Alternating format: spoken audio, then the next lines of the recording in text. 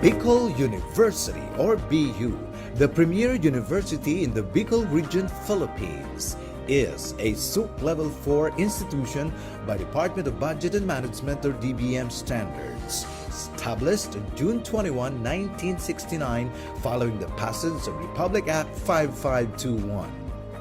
It has 17 colleges spread across its 7 campuses in the provinces of Albay and Sorsogon, with the College of Law and the College of Medicine as its latest addition, and recently the Doctor of Dental Medicine and Doctor of Veterinary Medicine. As of latest count, Bicol University has 82 AACOP accredited academic programs, with 3 programs accredited at Level 4. It is also a Level 3 accredited institution whose reputation as the premier university in the Bicol region is rooted in its consistent top-level performance in various licensure examinations, becoming recognized as top-performing school in accountancy, social work, midwifery, nursing, education, and engineering. BU has been given its seal of excellence as CHED-recognized Center of Excellence in Teacher Education, Center of Development Education, Center of Development in Fisheries Education, and Center for Higher Education Research. Its commitment toward national thrust and directions and in meeting the needs of its community beyond the university borders is reflected in its programs and projects as base agency for Bicol Consortium for Health Research and Development or BCHRD and base agency for Bicol Consortium for Agriculture, Aquatic and Natural Resource Research and Development or BCARD. Over the years, it has earned its place as one of the 22 leading state universities in the Philippines. Bicol University has also been recently rated as 3-star institution by the Quacquarelli-Simmons or QS Intelligence Unit, the independent compiler of QS World University Rankings. Bicol University has expanded its linkages to Europe and Southeast Asian universities.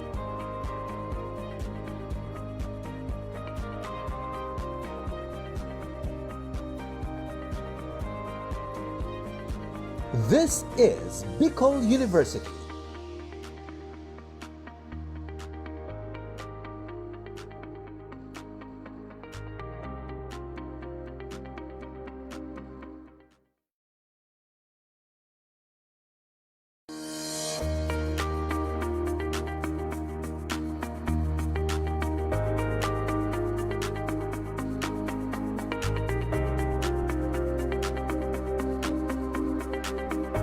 Bicol University or BU, the premier university in the Bicol region, Philippines, is a SUP Level 4 institution by Department of Budget and Management or DBM standards, established on June 21, 1969 following the passage of Republic Act 5521.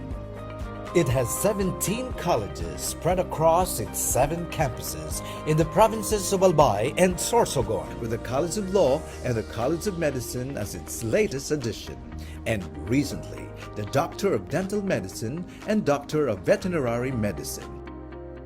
As of latest count, Bicol University has 82 AACUP accredited academic programs, with 3 programs accredited at Level 4.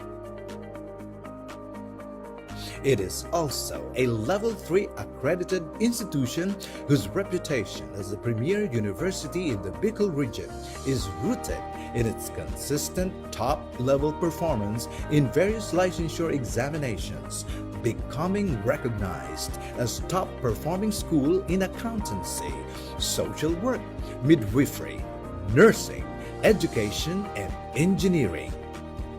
BU has been given its seal of excellence as CHED-recognized Center of Excellence in Teacher Education, Center of Development in Nursing Education, Center of Development in Fisheries Education, and Center for Higher Education Research.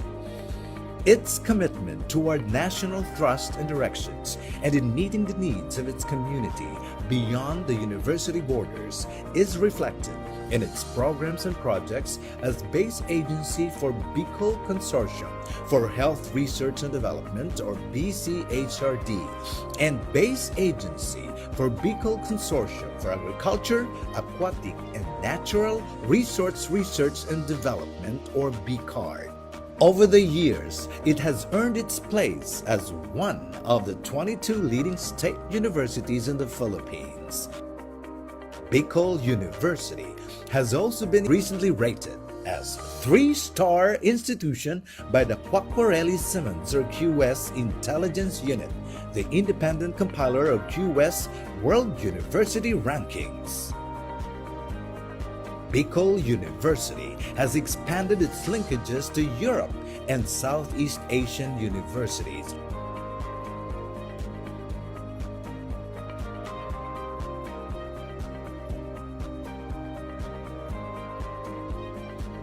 This is Bicol University.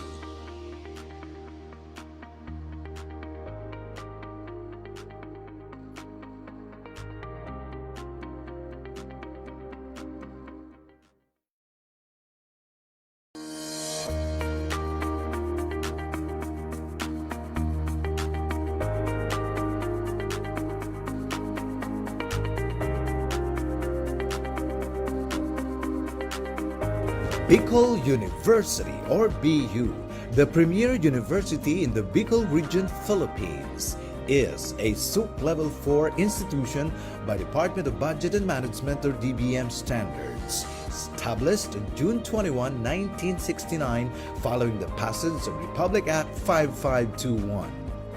It has 17 colleges spread across its 7 campuses in the provinces of Albay and Sorsogon, with the College of Law and the College of Medicine as its latest addition, and recently the Doctor of Dental Medicine and Doctor of Veterinary Medicine. As of latest count, Bicol University has 82 AACUP accredited academic programs, with 3 programs accredited at Level 4.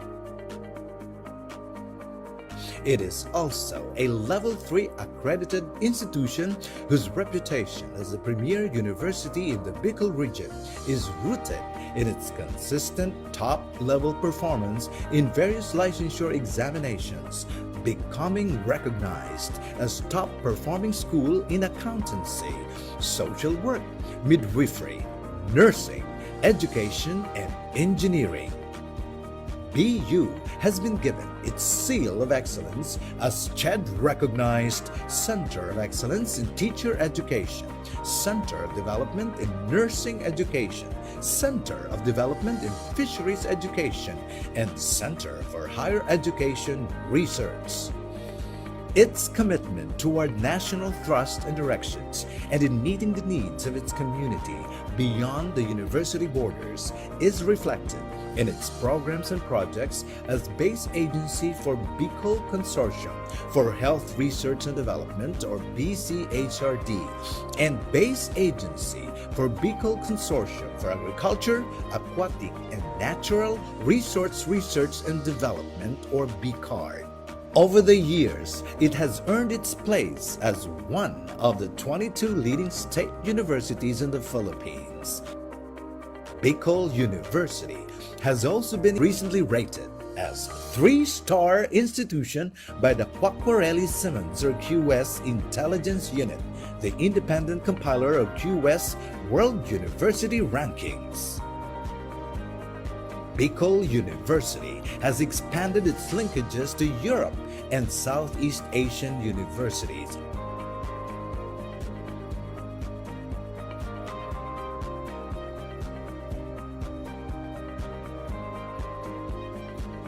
This is Bicol University.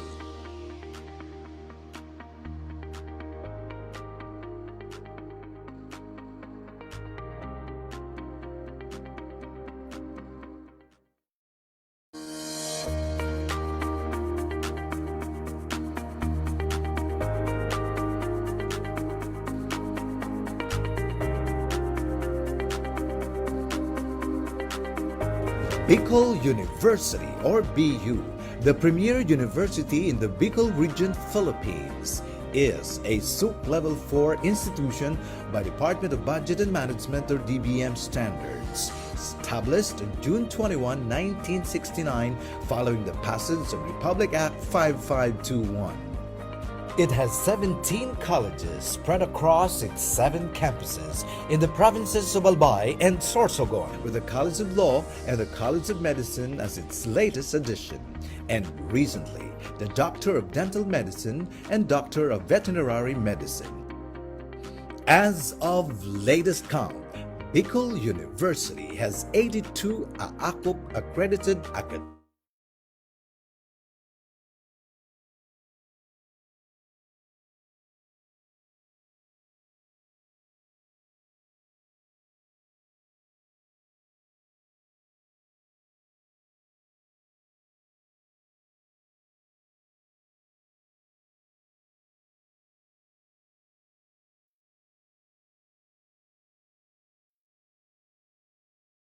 Good morning, good afternoon, good evening. Welcome to the Bicol University 2023 Youth Forum on Global Citizenship Education. In a highly interconnected and intent to give importance to the development of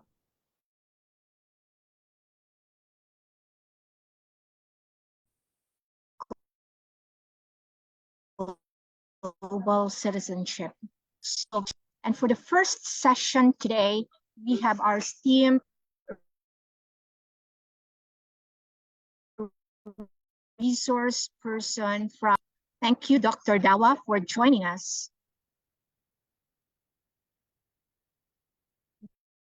We also have other resource persons who are alumni of UNESCO Absolute trainings or alumni of Bicol University GSED training. So thank you for joining us, everyone. We do hope that this activity today and tomorrow will be relevant to you in any way.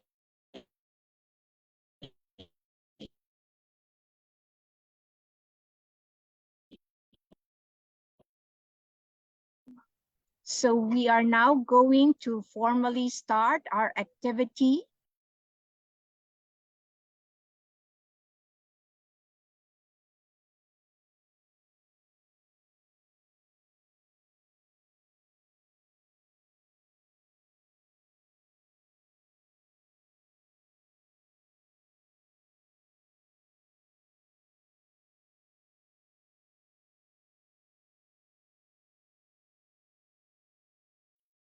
May I request our technical staff from the BU EMD, Marjan, to play the video for the prayer and the Lupang Hinirang.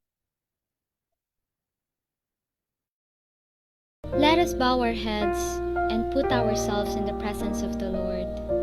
Dear Heavenly Father, we thank you for gathering all of us today. May you bestow your guidance and blessings so that we can enjoy and appreciate its significance in our lives. Bless everyone who are present here today, that each one of us may be able to share our knowledge, understanding, and wisdom for your glory and honor. May the various activities related to this event be a success through your intervention. We all ask of this in the mighty name of Jesus. Amen.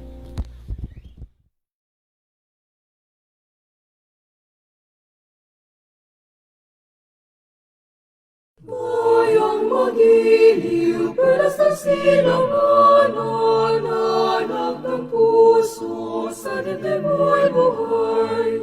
Lupang hinirang, duyan ka ng magiting, sa manlulupig, di ka pasisili. Sa dagat at bundok, sa simoy at sa langit mabaga, may nilagang tulad, awit sa paglayang minamahal. Pag-islap ng matawat mo'y tagumpay na nanininig, ang bituin at araw niya kailan pang mali magdidilim. Lupa ng araw ng ating pagsinta mo'y langit sa piling mo. Aming ligaya na pamay mga pirang mamatay ng dahil sa'yo.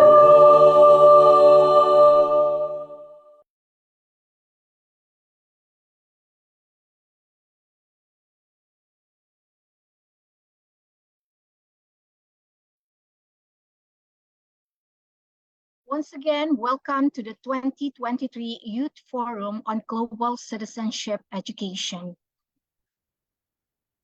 The welcome remarks and the message will be delivered a little later on because our top officials in the university are still attending to equally important concerns. So for now, let us have the presentation of participants. We have participants in the Zoom room as well as in the Facebook live streaming. Ladies and gentlemen, please welcome Dr. Maria Jocelyn Paje, Professor and Technical Staff of the Center for Teaching Excellence, for the presentation of participants.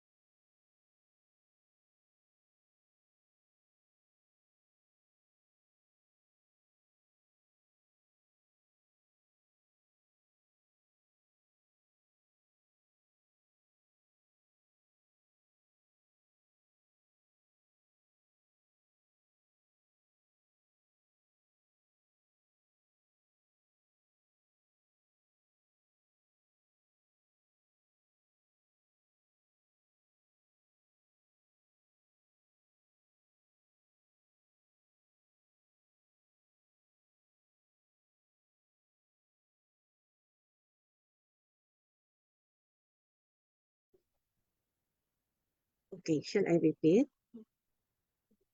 Okay, good morning again, everyone. Good afternoon, good evening. Welcome to this 2023 Youth Forum of the CID, Global Citizenship Education.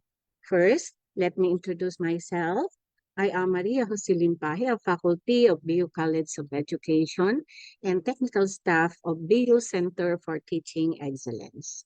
My task today is to introduce our participants in today's Youth Forum.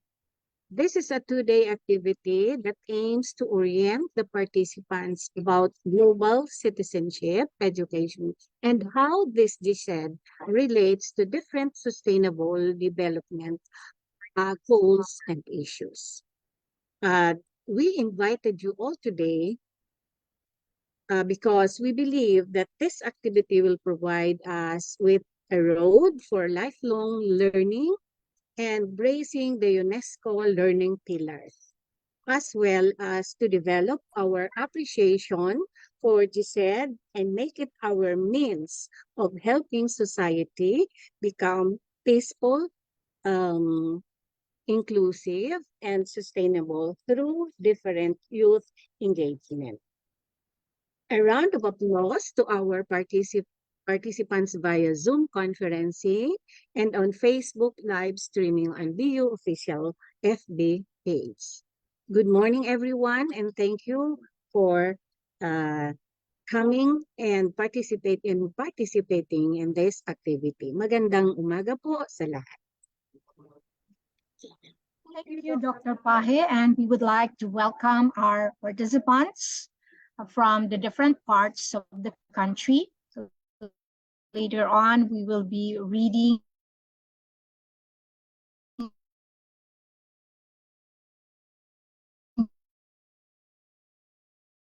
your comments in the chat box. It aims to orient the participants about global citizenship education and how it relates to the various sustainable development goals and social issues. In particular, this activity will provide an avenue for lifelong learning and reinvigorating the UNESCO learning pillars. Specifically, we expect our participants to attain the following: become familiar with global citizenship education, its principles, framework, and significance. Relate global citizenship education with different local and global issues. Interact with others in identifying, creating, or implementing solutions and actions to address different local and global issues. And of course, we expect our participants to develop appreciation for global citizenship education as a means of helping the society become peaceful, inclusive, and sustainable through various youth engagements. So these are the specific objectives of our activity that is happening today until tomorrow. So at this juncture, we will proceed to our session number 1. Our session number 1 is entitled Getting to Know Global Citizenship Education. On the premise that many of you are not yet formally oriented about global citizenship education, we deemed it necessary to include simple yet meaningful discussions in order for us to get to know better global citizenship and global citizenship education. We have 3 resources. I am ready to call our first speaker. Our first speaker comes from the royal government of Bhutan, the country that is known for the gross national happiness. Dr. Dawa Gyalchen is a curriculum developer for HPE Values Education and has been in charge of GSED project in his country. And he is working in the Ministry of Education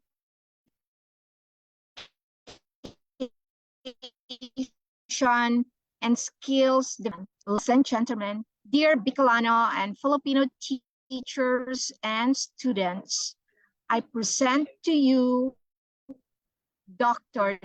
Dawa Gyalchen. Sir?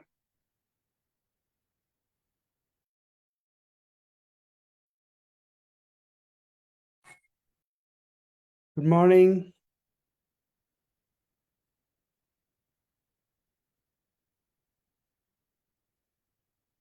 Am Am I audible? Okay. Do I share the screen or?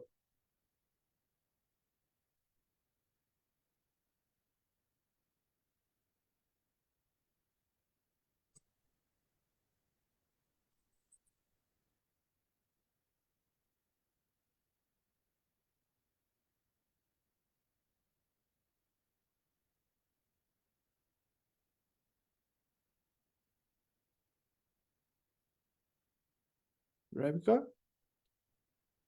Can I have my PPT on the screen? PowerPoint presentation?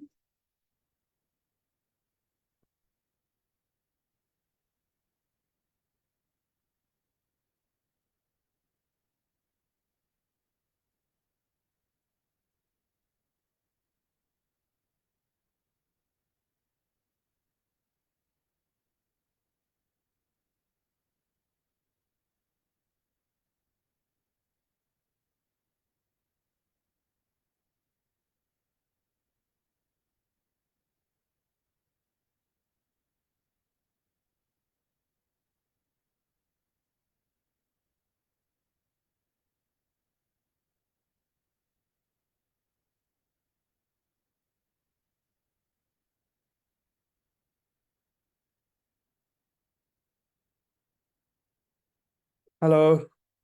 Good morning, everybody. Kuzambo. First of all, I would like to thank Professor Rebecca and Bicol University for inviting Bhutan to this very significant event on GSET for the youth.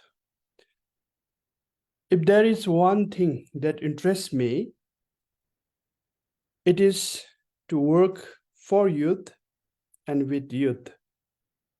And we in Bhutan believe that youth are undeniably our nation's active asset and the hope of the future. So to our participants, thank you for making your time for the session. And before I start my session, let me share a glimpse of Bhutan in the spirit of GSET. Bhutan is a very small Himalayan country between China and India. The picture on the right is the national flag of Bhutan. To others, Bhutan is known for her development philosophy of gross national happiness, a country which is rich in culture, diverse flora and fauna, and pristine natural environment.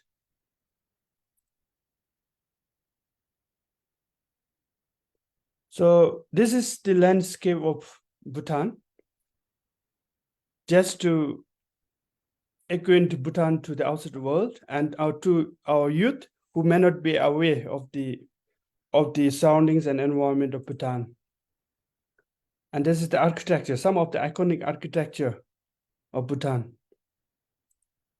So getting back to the business, I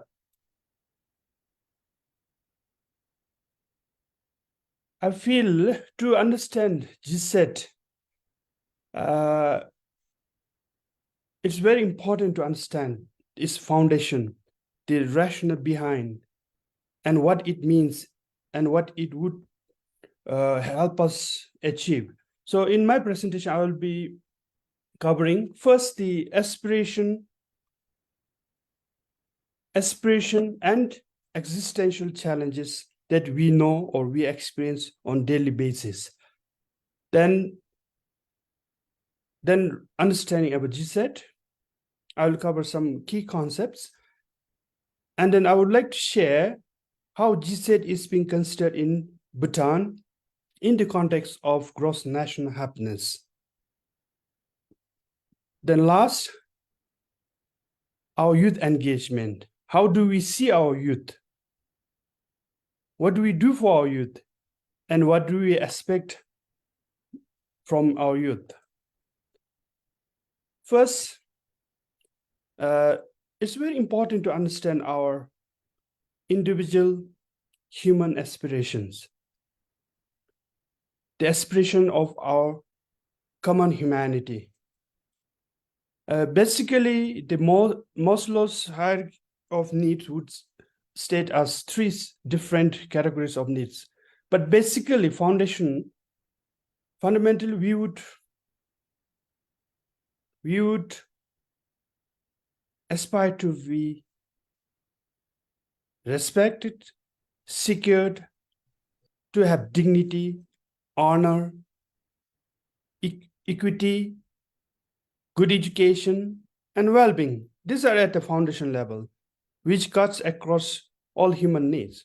However, we feel that the ultimate aspiration of any human being would be peace and happiness. So what prevents us from attaining these aspirations? What are some of the traits, hurdles, enablers in our path towards achieving these aspirations? Definitely, it is the existential challenges that we face at the local level, national level, and the global level. As UNESCO would put, there are basically five major risks and challenges that humanity is facing right now: social, economic injustice, discrimination and hatred, militarism and violent extremism, ecological problems, and one of the current pressing challenge or risks that the world is facing, the humanity is facing, is the rising geopolitical tensions, which is very evident these days, advocated or broadcasted in the social media and televisions. More than anything, the important question that we may ask is, who is responsible for solving this? Who all can address these risks, the risks and challenges that are common to our humanity? In fact, these risks and challenges are very existential, and it threatens our very existence of humanity and the world. Therefore, towards addressing this, we need to first know, and we would understand that these risks and challenges that we are facing today are not local or not confined to any individual or society. It is global and it is transnational. Therefore, it demands us to put our effort together and work towards a better future, a peaceful world. Although individuals cannot change the system, we believe that individuals can make the difference, or it's individual who initiate the change. But at this point, we have United Nations highlighting these threats and risks to humanity and the globe. Therefore, GSET is considered as, or is taken up as world agenda, UN agenda, and it was discussed since 2012 during World Education Forum, and it has become a major part or component of Education 2030. And one of the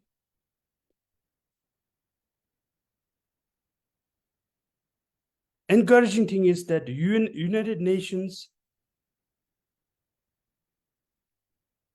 had discussed, and it is part of the global commitment, the commitment to promoting GSET towards promoting sustainable development and world peace. So GSET is now as a major means or tools towards achieving sustainable development, and it has been part of SDG 4.7.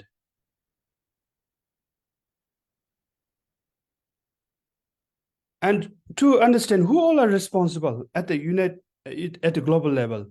Generally, UNESCO as a lead UN agency and APCU, Asia Pacific Center of Education for International Understanding, as a research center or center for promoting GSET. And APCU is a UNESCO Category 2 center located in Republic of Korea. The implementing partners, as you know, it falls on the member states of UNESCO. And Bhutan is part of it, and we are trying to promote this GSET as part of our whole education reform process. What can be the goal of GSET?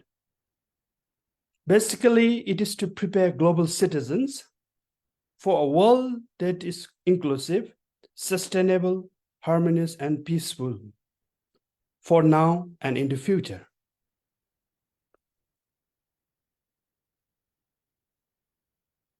The holistic understanding of the purpose of GSET involves two things. First, comprehending the concept of global citizenship itself, and then understanding global citizenship education.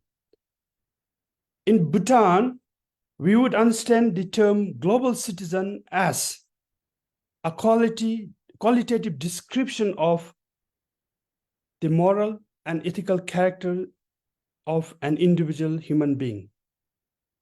So very minute we talk about global citizen, we would understand as the quality of a person, how an individual citizen is, what qualities do we expect.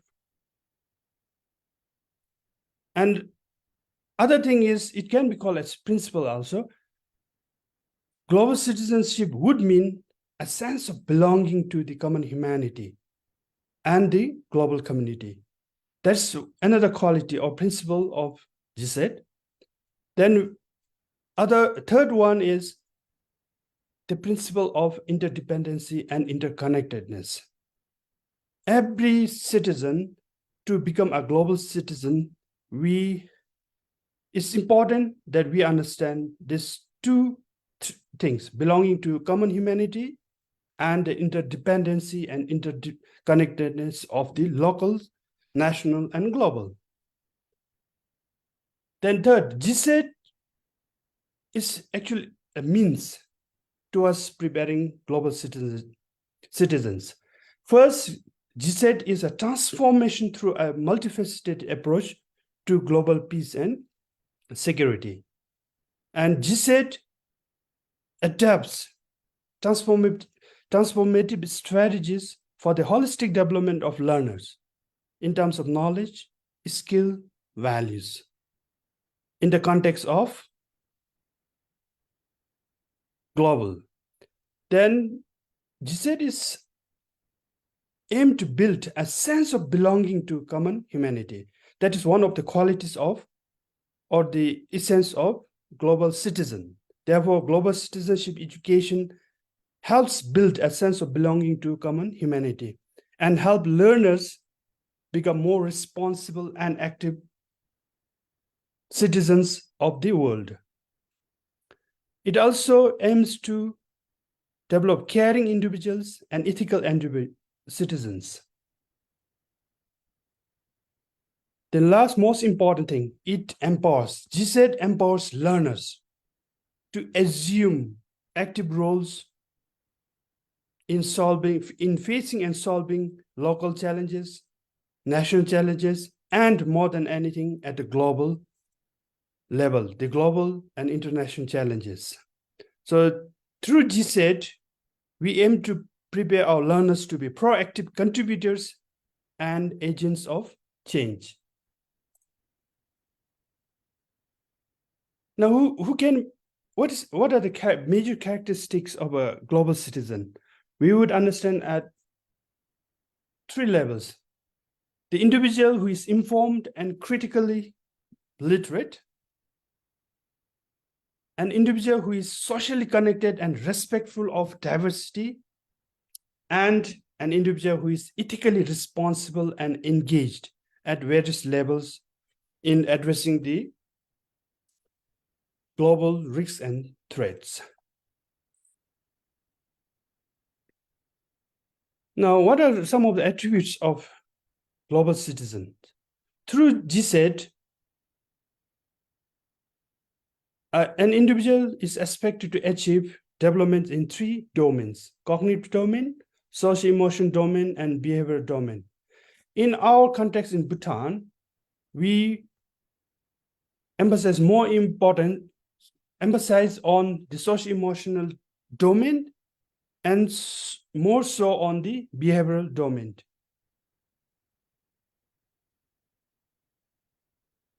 Now, if I may share in the context of GSET,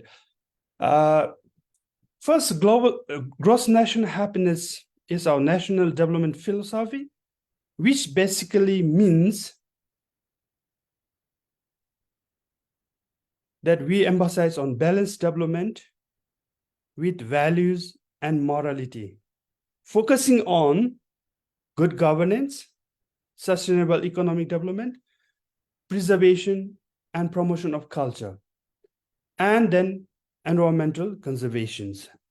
And this philosophy underpins our national ethos of national happiness is more important than gross national product. And this actually gives us or provides an opportunity to make GSET as core components of our education process.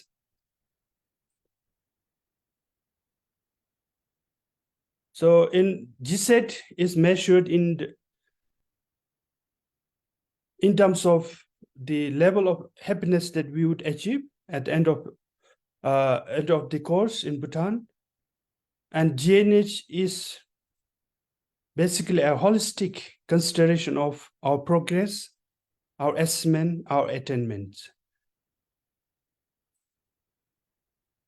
Now, in terms of GSET, we try to map GSET elements with our GSET domains. So it fits very well, and we have taken GSET as one of the driving force in reforming our education in Bhutan towards achieving the gross national happiness. So what do we do in Bhutan towards promoting GSET? So during our reformation of education, which started almost 2 years ago, we have considered all these policies at a ministry level. For example, school education policies, which were the ethos to prepare nationally rooted and globally competent citizens was there. So we took this as the driving force in integrating GSET into our education system. Then school curriculum policies. During our reformation, we have realigned and remodeled our curriculum design to competence-based curriculum, which highlights 2 additional things: performance competencies and behavioral competencies, which align with the GSET domains. Then curriculum assessment. Then there is another movement in education, the education programs, to promote the practical implementation of GSET and GNH values and principles. Holistic well-being of children and young people, literacy and lifelong learning. These are 2 major lines of activities.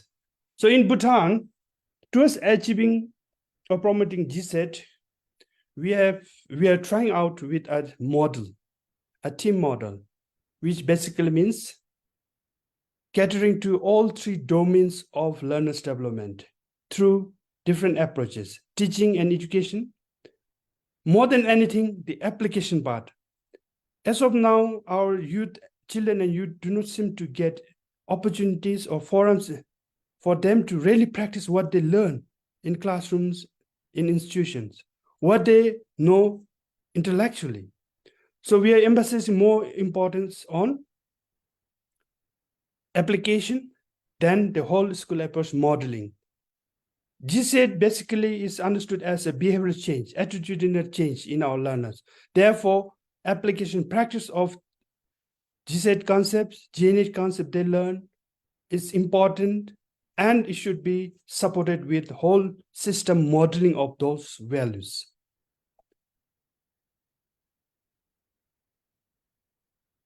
In team approach, right now we are emphasizing more on application and practices of GSET in our school system. Then we are promoting school community and whole systematic way of modeling those values, which often contradicts with what we teach in our school system. So, in order to encourage our students participate in GSET and GNH practices, we have different programs, both as co-curricular, extracurricular, formal and informal. Therefore, these activities are applied throughout our system. One, in our school system, the whole school Scouts and Sports program, school agriculture program, importantly, school community collaboration and services, then health and well-being programs. Then we have clubs, which includes integrity, democracy, UNESCO club, Espinet, nature and culture clubs, where students are given practical exposure and opportunity to practice GSET values and skills. Then we do celebrate local, national, and international days to highlight on our global issues and global aspirations. Then at the institution school level, mindful training and meditation is one of the key activities towards preparing GSET. Then we have youth community volunteerism, which is very much encouraged in line with gross national happiness towards fulfilling some of our GSET practical contributions in the world by our youth and children. So lastly, we believe in this. The future of humanity and the world lies in the hands of our youth, our active youth. And youth are our agents of change, and we depend on you for the future of the world. Now or never is our commitment to GSET. So we place great hopes in our youth. Therefore, such sessions are very critical in bringing youth on board towards achieving GSET goals.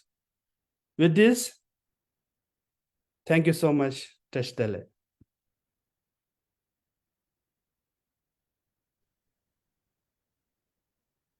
Thank you, Dr. Dawa. That was an interesting and engaging presentation. And I know that the listeners from the Bicol region and from other parts of the country have gained a lot from your presentation.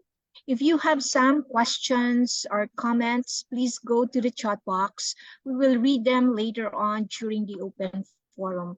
For our viewers in the Facebook live streaming, you can post your comments, and later on we try to scroll the comments, and so we can request our resource person to respond to your comments or questions.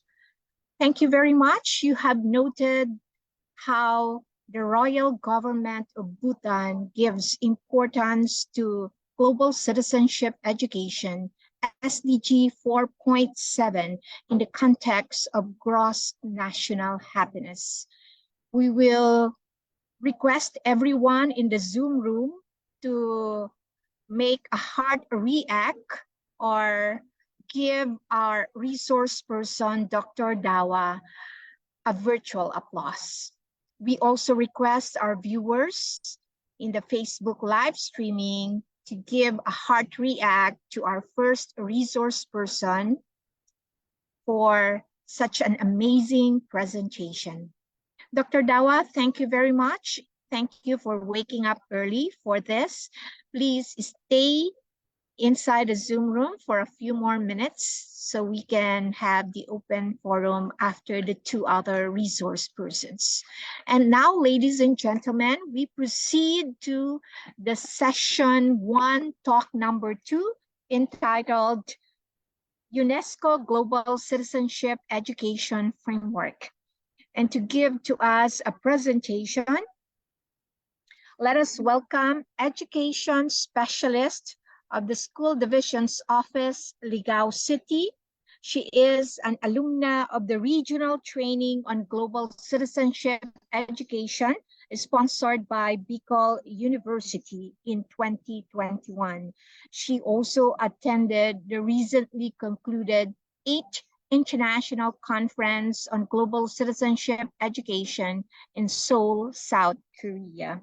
Ladies and gentlemen, it is my pleasure to present to you Ms. Pamela G. Garcia to discuss UNESCO Global Citizenship Education Framework.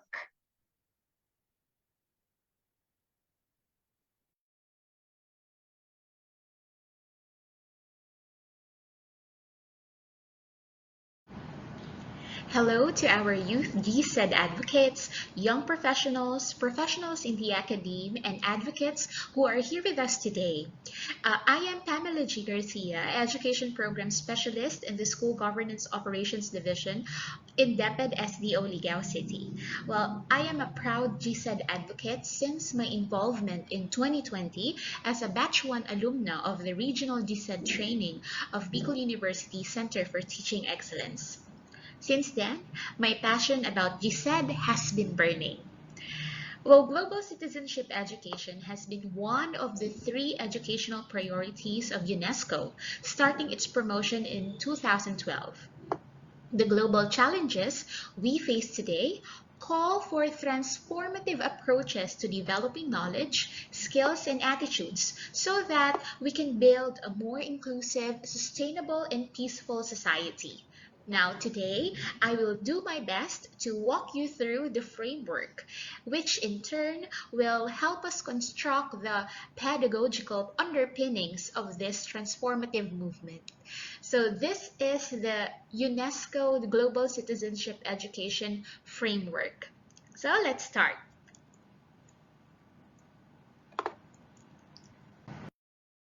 Now, this presentation is strongly anchored on literature published by UNESCO to provide guidance and information about GSED.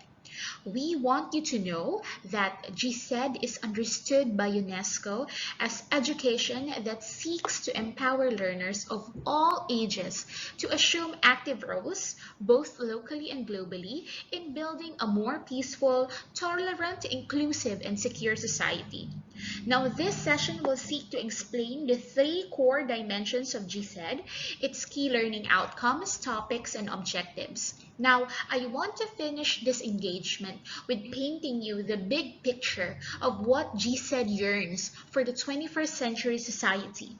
And I want to impart of what GSED aims to teach you.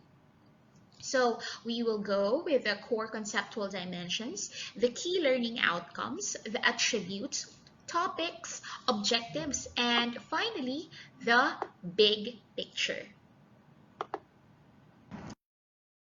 Let's start with the core conceptual dimensions. GSED helps create a holistic, okay, when we say holistic, a well-rounded global citizen who possesses cognitive, socio-emotional, and behavioral attributes by staying true to its core dimensions. So as we mentioned, there are 3. These 3 core concepts are the conceptual dimensions of GSED, and these are linked and intertwined as illustrated by our 3 Venn diagrams. So you can see that here.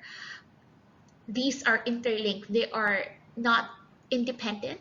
So one exists because of the other.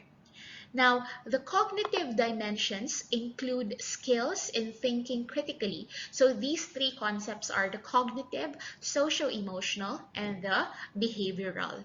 So when we talk about the cognitive dimensions include skills in thinking critically, systematically, and creatively. Okay, let's try to zero in on each dimension. So we have the cognitive. So when we talk about cognitive, it tries to target the mind or the knowledge. Okay, so the cognitive dimensions include skills in thinking critically, systematically, and creatively, including adopting an approach that recognizes different perspectives and angles. So for example, reasoning and problem solving skills supported by a multi-perspective approach. Okay, that's what we mean by the cognitive dimension in GSET. So knowledge and thinking skills.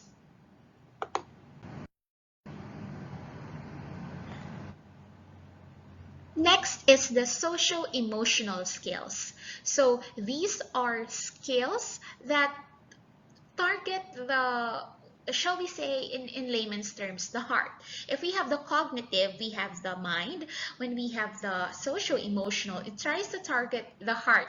Okay, so these include skills that enable learners to live together with others respectfully and peacefully. So how do we establish a relationship, a peaceful, a harmonious relationship with one another in the community or in the context of the society where we are in? So these are values and attitudes that enable learners to develop effectively, psychosocially, and physically. So we want to live together. That's the goal here. That's the social-emotional dimension or the domain. Next is the behavioral. So behavioral, this is the conduct, the performance, and the practical application in management. That's why we are talking about a holistic individual in global citizenship education. We talk about the cognitive, the mind. We talk about the social-emotional, the values, the skills, the attitude, and we talk about behavioral, the body, or how to act. Okay, how to apply what we learn cognitively and social-emotionally. So the behavioral skills is the capacity to act collaboratively and responsibly to find solutions to global challenges and to strive for the collective good. This requires a sense of commitment and decision-making skills.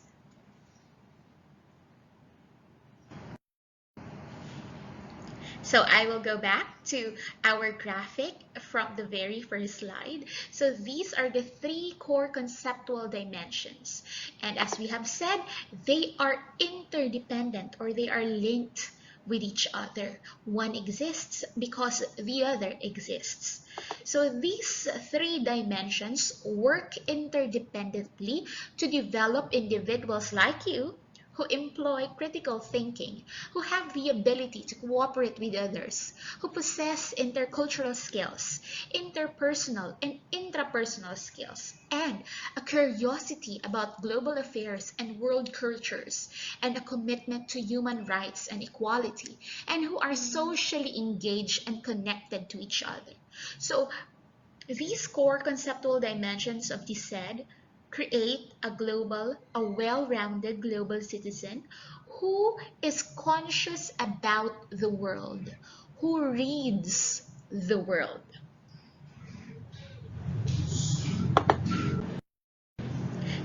Now we go to the key learning outcomes. Before we proceed, quick recall. Quick recall, what are the three dimensions of the said? Yep, those are the three. Those are the cognitive, social-emotional, and behavioral dimensions. So these three domains of learning now correspond to a set of mutually reinforcing learning outcomes. So we want to emphasize that this is not just a made-up framework, or this is not a framework just because we want to have a framework. This is the UNESCO framework. So from the dimensions, we go to the key learning outcomes. Now, various resources and literature from UNESCO strongly emphasize that GSED goes beyond fostering skills. It also fosters attitudes, universal values, and knowledge, including a profound understanding of global challenges, history, geography, religion, and the arts. So it's not just a one-size size or one topic fits all narrative. In this way, learners are empowered to become proactive contributors of DSED and also view these components as a kind of lifelong education. So that's one of the goals, to foster lifelong education. Now, what are the what are the components for the GSED when it comes to this context? Okay, so for each domain, there are outcomes. Now, I would like to note that these outcomes highlight the key term transformative learning. Global citizenship education aims to be transformative, building the knowledge, the skills, values, and attitudes that learners need to be able to contribute to a more inclusive, just, and peaceful world.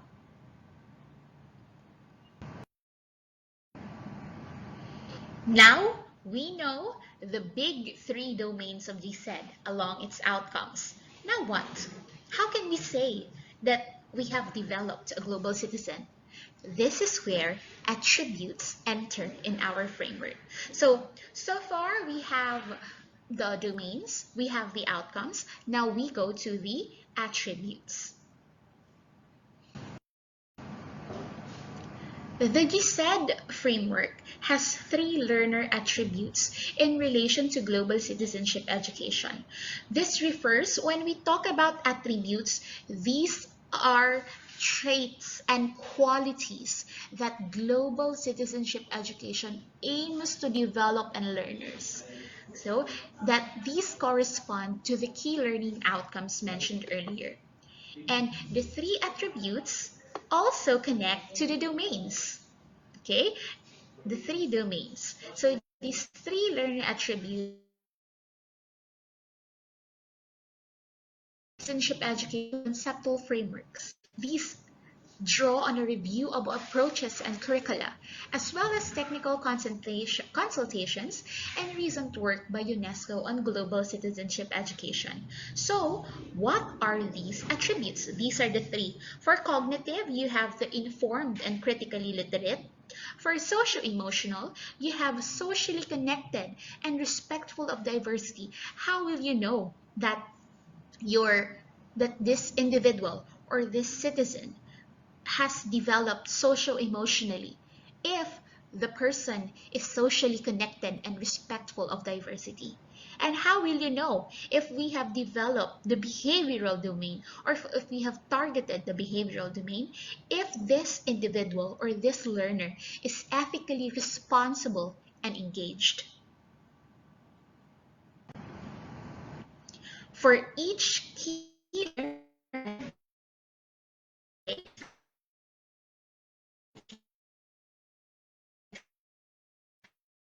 behavior, learner,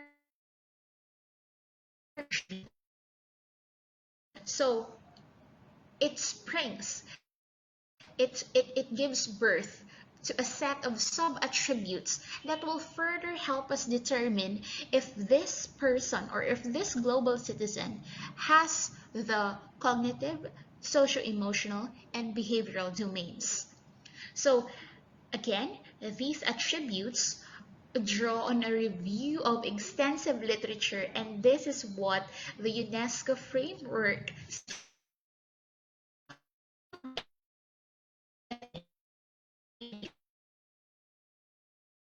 learner or the individual on global issues, governance skills. When it comes to now, main attribute, the sub-attributes are sharing values and responsibilities based on human rights, and develop attitudes to appreciate and respect differences in diversity.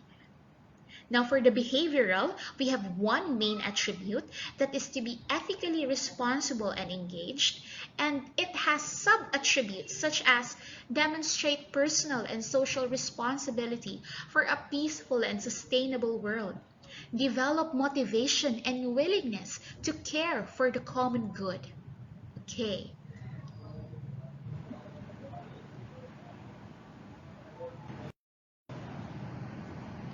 So, let's review what we have discussed so far. There are 3 domains, 6 outcomes, and 3 attributes. Now, what are the topics?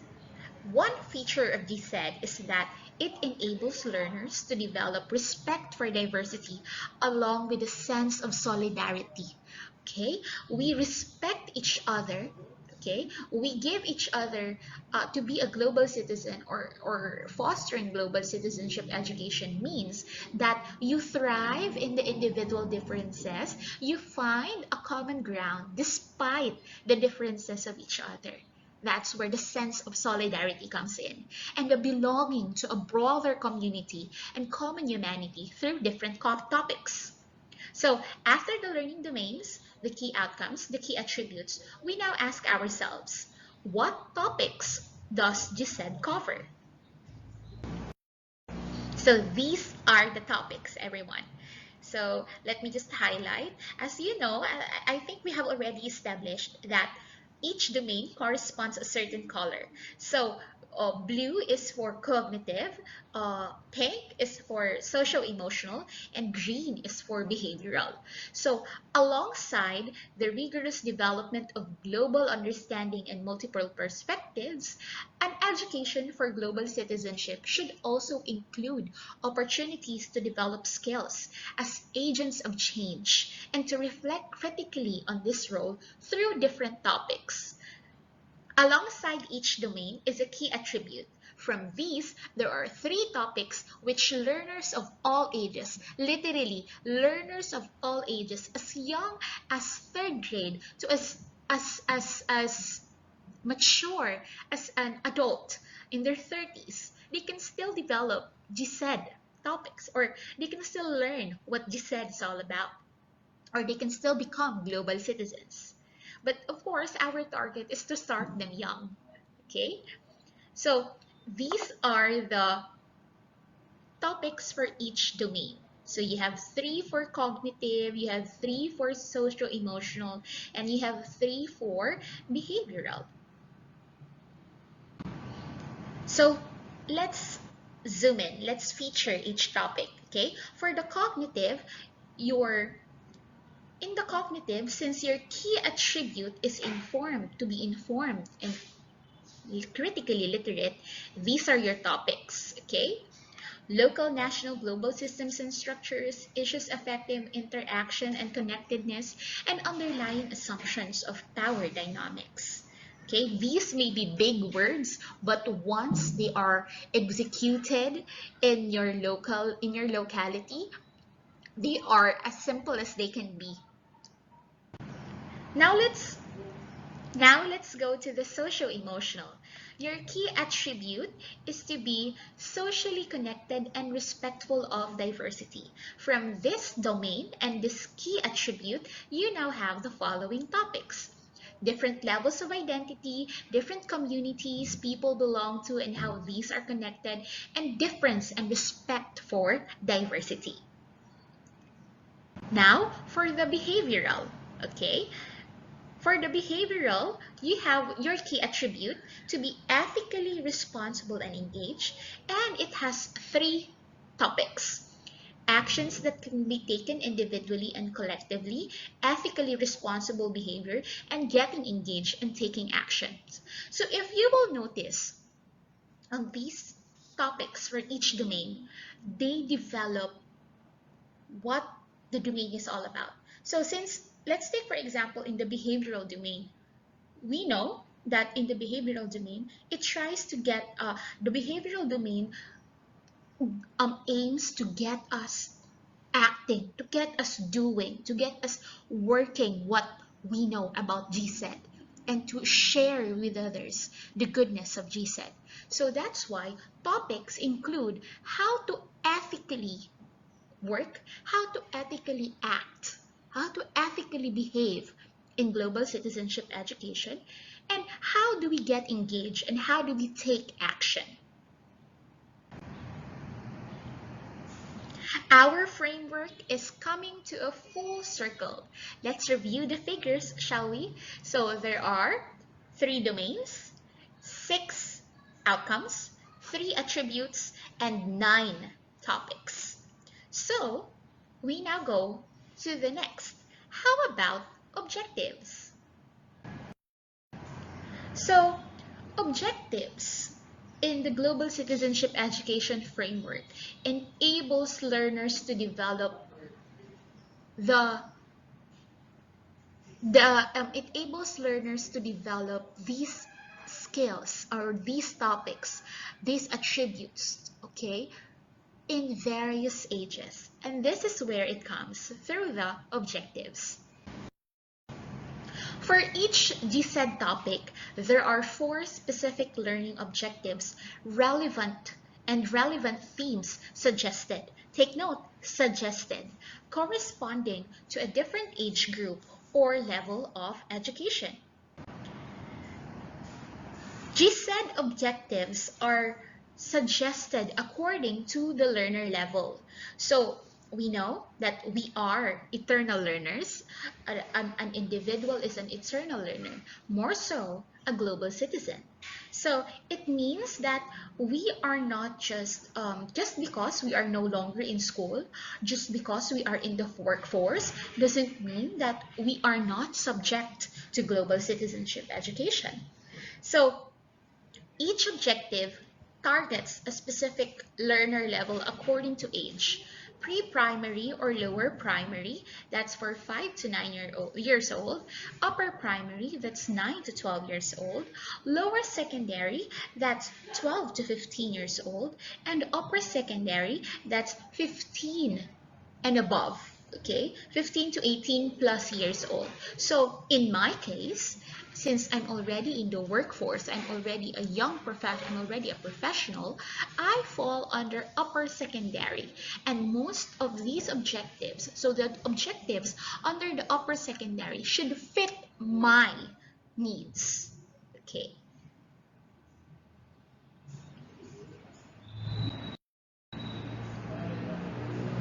These are the objectives that I'm talking about for each domain. So as you noticed, these are the topics and these are the objectives according to the age learner levels that I presented a while ago. And these are the 3 topics for each domain. So I will not be zooming into these objectives in detail, but I just want to slide this through. I just want to present this because I want to establish that we are not working from scratch. Okay, we are guided from the start. So if everything is already provided to us when it comes to global citizenship education, what's lacking for us to work on it? What's lacking for us to take the initial steps to foster global citizenship education? This is the social-emotional domain objectives, and if you notice, these are color-coded. Then you have the behavioral, okay? You have the behavioral domain objectives.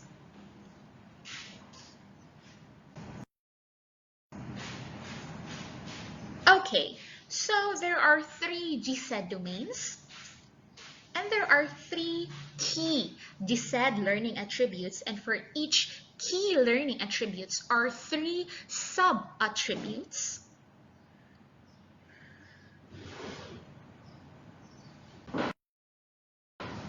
From the domains,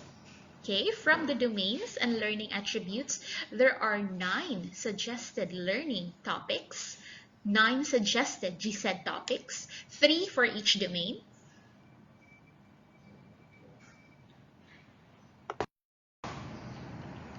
And 12 suggested GSED activities according to the level of education.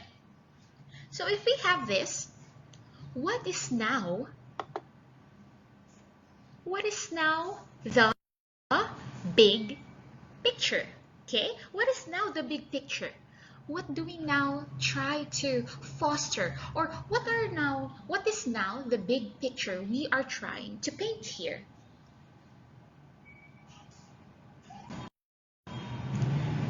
So these are now the framework. This is now the framework on global citizenship education as presented by UNESCO for guidance. This is the big picture of the UNESCO GSED framework. It shows the interconnectedness of the three domains or dimensions, the key outcomes, the attributes, the topics, and objectives. I have discussed these components in detail during this session, and I want to give three notions about the framework. Okay, this is the framework. You see that how the pieces fit together from the domain to the outcome, to the attributes, to the topics, and down to the objectives. You might ask, where can we get a copy of this framework? This is all provided by the UNESCO site on global citizenship education. And at the end of this session, I have references where you can find this framework and this guide. Okay, so as I was saying, this is the component. Okay, this is the framework. Now, I want to give three salient notions or takeaways in establishing what the framework is and what the framework is not. First,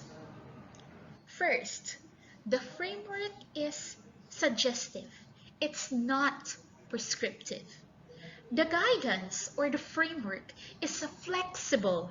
It allows for consultation, adoption, and a very crucial word, contextualization, for students, age group, and intended audience. The guidance is not intended to be prescriptive. I repeat, it is not prescriptive. It doesn't mean that this framework is what we will follow in black and white. We will follow this all the way. We will strictly follow this. We will stick to this. Okay? It's not intended to be prescriptive, but rather aims to provide a guiding framework for global citizenship education that can easily be adopted to different national and local contexts. So this is needs-based. You use what you need. You adopt what you need. You contextualize what is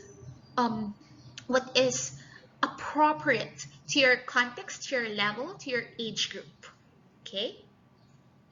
Next notion or next salient takeaway that I want to emphasize about the framework is that the framework is complementary. The framework is complementary because some topics and learning objectives included in the framework may already be covered in existing education programs. So this is what we have been saying right from the bat. GSED is not new. GSED is not a new concept. It has been with us. It has been sticking with us since.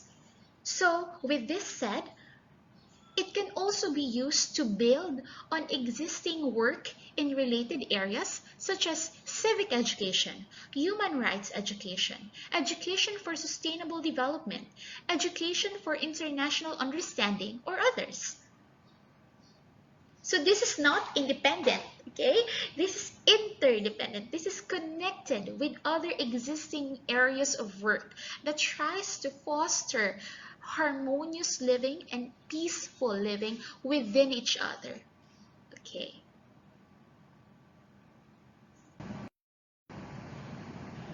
Next, the framework is evolving. Why do we say that it is evolving? The suggested topics and learning objectives included in the framework is not exhaustive. When we say exhaustive, it's not fixed. Okay? These can and should be complemented by topics and issues that are locally relevant and appropriate. New issues that continually emerge in rapidly changing and diverse world can always be added to the framework. So this means if in the years to come there are new issues which need to be incorporated, feel free to do so. As long as it is still under the scopes of the cognitive, socio-emotional, and behavioral domains. Because after all, that is where we will be going back. We will always go back to these three domains which we target.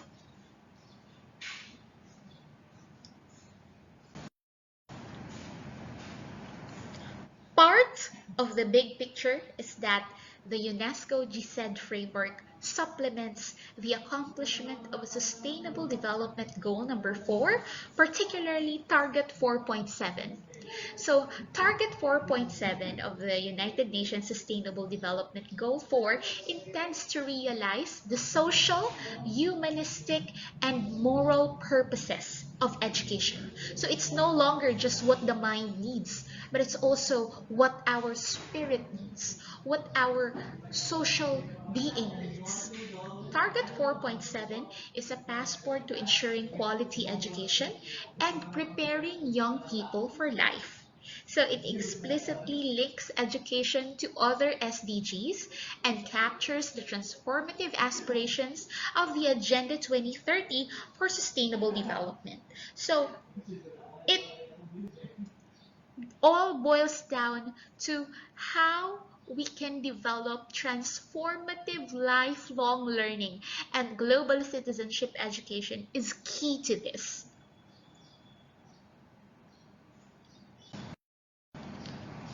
Also, I passionately emphasize that this framework paints the big picture of global actions. Okay, global is a coined term of global and local. When you merge the two, you have global. So, Aryan Salman, president of the Global Citizenship Foundation, mentioned the maxim, think global, act local. So that suits the line or the way of thinking of the last century.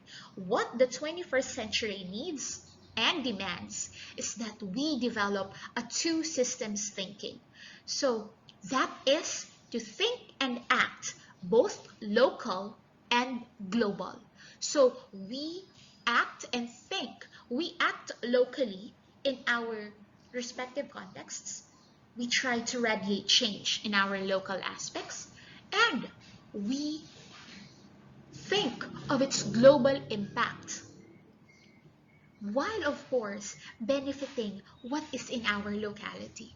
This framework will help us create transformative global actions, and I look forward to the initiatives of different youth groups and different organizations and different institutions that will initiate global actions when it comes to global citizenship education.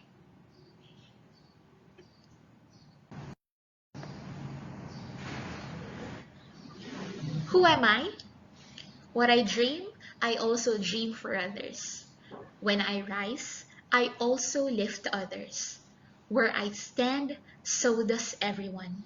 How I act affects each one. Who am I? I am a citizen of the world.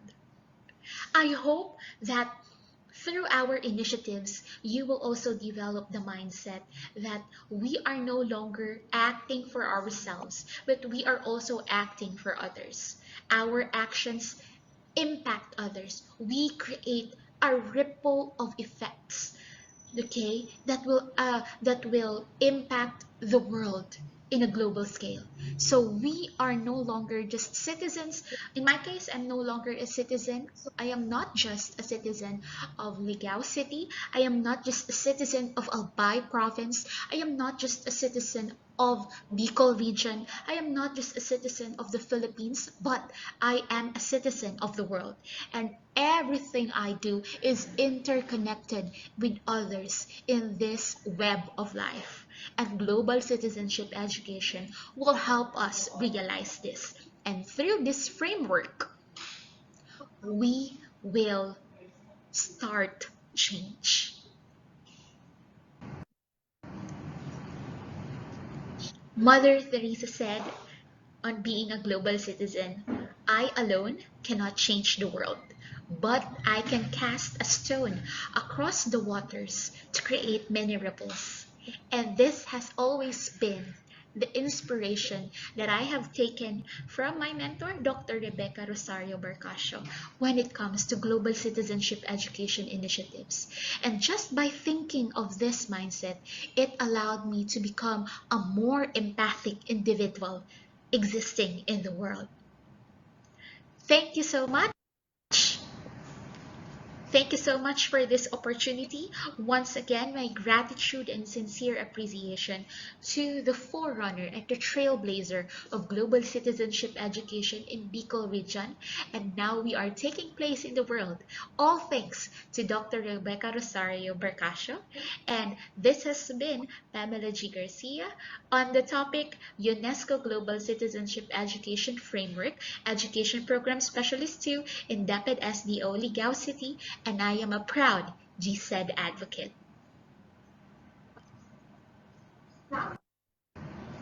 These are the resources that I use, and if you want to study them further, please feel free to visit these sites. Once again, thank you so much, and have a blessed day, and have a transformative and fruitful session and day to everyone.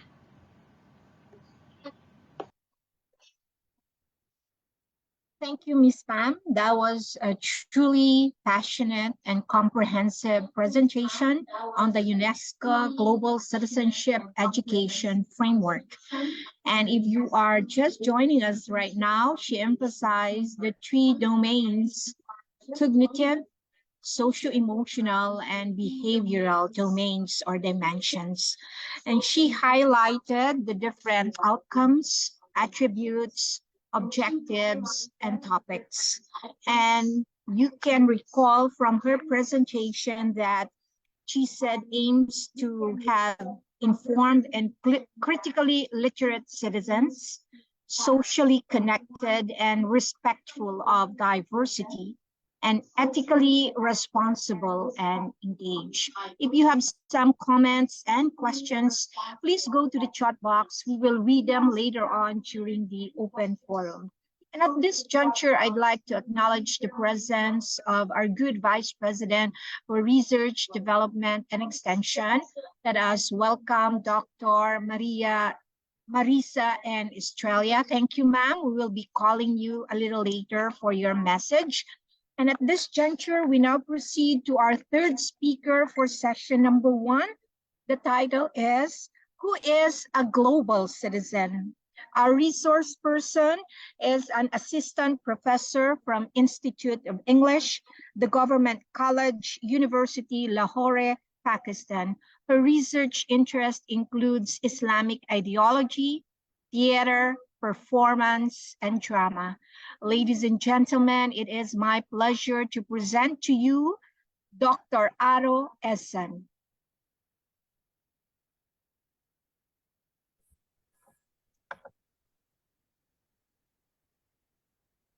Dr. Esan, good morning from Pakistan. Good morning. I'm glad to be here today. I'll just share my slides and I'll then join you all. Okay, so am I allowed to share? Yes, yes.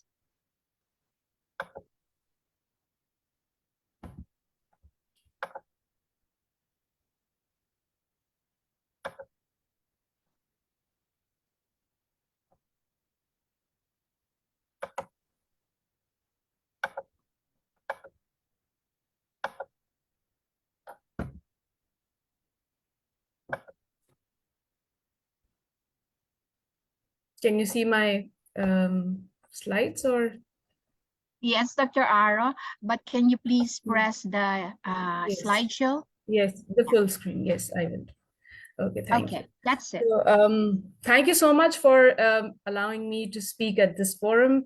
I'm really interested in the topic that you have chosen also, that is the fostering transversal, competencies of an individual. And I would like to talk about that topic as well. But then first, I would like to, address this particular issue of who is a global citizen. So, as far as these two words, global citizenship, are concerned, we need to go back and we need to think about how and why this particular terminology was used by UNESCO, and what is the area that we need to address here. So basically, global citizenship is something that is based upon three different things. I mean, the education is something that is, a kind of mix together of nature studies, civic studies, and peace studies. And as far as the nature studies is concerned, it's coming also with environmental education, with biology, botany, zoology, and of course, humanity. And the end purpose of that particular kind of an education is that it gives us a feeling of evolution or something that evolves. So global citizens, would be individuals who are interested in nature, who are interested in humanity, who are interested in taking care of our world. Secondly, global citizens are the individuals who also have a sense of civic education, or taking up or thinking about responsibilities and roles that individuals need to take in a society. By the word citizenship education, we also mean that we are all individuals who are not only thinking about our local, regional needs and issues, but we are also individuals who are thinking about our global village. We are also thinking about how or what issues should be dealt with in this particular world of ours. With this civic education, we also have, a kind of an entrepreneurial education that comes in, that seeps in. Any global citizen is an individual who is interested, in performing as a person who's also, interested in the business, interested in what is being developed in the country, the technology, and the international significance of certain products, perhaps who are not, the products that are not effectively helping us live in the world. I mean, like fossil fuels and other such toxic things that also exist in our world. So we need to, as a global citizen, bring in a revolution. We need to kind of address this particular, adversal or adversity that has become a part of our world. Thirdly, global citizenship also brings in the issue that we need to live in a peaceful world. We need to live in a just world. We are interested in catering to the values of, respect for one another. So that kind of a peace education is, helpful in, bringing in a kind of a awareness in individuals that our rights are important where other people's boundaries start. So we need to respect, all people of the world. We need to respect the third world citizens. We need to respect the first world citizens as well. And we need to somehow think of peaceful scenarios and how we could, bring in sustainable development for the entire world. A global citizen, thus, is somebody who is interested in development, a person who is interested in how we could build and we could develop such kind of institutions where, talks of justice, peace, humanity, etc., will be, sharing a space. The purpose of this all is, of course, to somehow build a goodwill of all humanity for our global village, and building global bridges, building some kind of a contextualization of our local problems, or local, I would say, also good things, sharing our goodness with others, and also sharing our problems, so that other people could also come in and help us resolve or solve our problems. So basically, a global citizen is an individual who's interested in evolution, he's interested in revolution, and he's also interested, or she's also interested, in a kind of a development of our global world. Okay, so the question that arises is that, am I a global citizen? What is it that is included in this particular job? What are the attributes that a global citizen should have? So first of all, the issue that I would like to address is that we are all diverse. We live in a world where different people have not only different colors of skin, but we also have different kind of universal or individual attributes that then together build in to bring or to build our universe. Now, these diverse values also bring in clashes. But then what we need to build in is respect for our diversity. We need to build in that kind of a culture where we are ready to listen to the others. We are ready to, just accept what other people are also saying. And, that is, in a way, a kind of respect that we have for life. Because if we don't respect life, if we don't accept people who are yet developing and not yet reach their highest potential, we would not actually be allowing them to exist. And that is something that is not an attribute of a global citizen. Then a global citizen is somebody who's flexible. Flexible in the sense that they are very democratic. They are ready to adapt. They are ready to change with when they enter another culture. They respect those cultures. They just don't come up with answers like, this is not something that happened in my society, or this is not something that is acceptable to me. But it's rather like you are respecting not only yourself, but you're also respecting the space that the other individual is sharing with you. And if we have this democratic norm of respecting cultures, then of course we will have a very peaceful society. We will have a society where we are ready to accept what other people are saying or doing. I would also like to bring in examples here. So for example, in Pakistan we have Malala Yousafzai, who is also considered to be a global citizen. So Malala Yousafzai would be an individual who would be talking about how she was not allowed to seek education, and then she has built a space for young girls and young children to actually be allowed to study in a peaceful environment. So such kind of respect for cultures and respect for citizens is also something that we need to think of. Another attribute of a global citizen is becoming a part of a community, and then communal obligation. That means that you adapt to various partners, you have different partnerships, you have this respect for equality, dignity, justice. And then from that perspective, what comes to my mind is Martin Luther King, and other such leaders of the world, like Mother Teresa, who would be working for somehow elevation of poverty, or working for some kind of a community cause. In Pakistan we have one such individual, a global citizen, I would say, like Abdul Sattar Iti, who would be giving up his life for the sake of other people.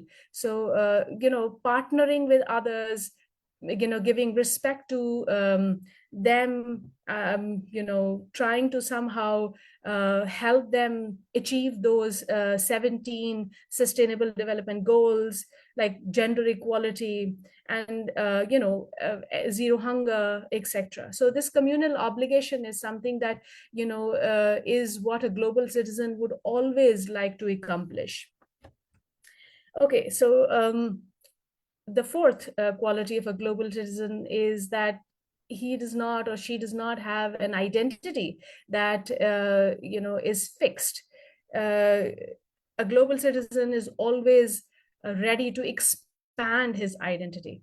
And how do you do that? How do you accomplish that? We just had a presentation in the previous half an hour, was where the speaker was talking about how we can simply use social emotional knowledge, cognitive skills, and also somehow build an behavior where we are respecting others. So GSET, or I would say this kind of a global citizen education is something that takes care of how we are cognitively democratic.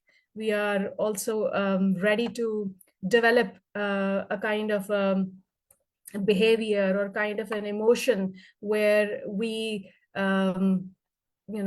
accept the other opinions also. Like, we don't think of clashes, we don't think of how for example, things are fixed and within borders.